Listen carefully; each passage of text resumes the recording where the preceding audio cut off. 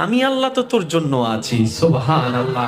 আমি আছি না তোর। আরে যার কেউ নাই তাই না টেনশন করে, যার টাকা নাই সে টাকা নিয়ে টেনশন করে, যার অভিভাবক নাই সে অভিভাবক নিয়ে টেনশন করে, যার মোবাইল নাই সে মোবাইল নিয়ে টেনশন করে। আরে আমি আল্লাহ তো আছি তোর, আমি আল্লাহ তো আছি যিনি ইন্নাল্লাহ আলা কুল্লি শাইইন কাদির। আমি আল্লাহ রহমান তো আছি, আমি রহিম তো আছি, আমি গফফার তো আছি, আমি সত্তার তো আছি। সুবহানাল্লাহ। আমি গফফার তো আছি, আমি রাজ্জাক তো আছি।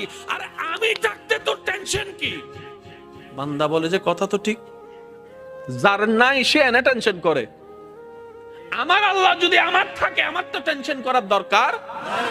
তার মানে আমি এতদিন টেনশন করেছি, আসলে আমি আমার আল্লাহকে রাখতে জানি নাই। আমি আমার আল্লাহকে রাখতে জানি, আমি আমার আল্লাহকে ধরে রাখার মতো ধরে রাখতে জানি নাই, যার কারণে তো টেনশন আমাকে স্পর্শ করেছে। সেজন্য দেখবেন আল্লাহ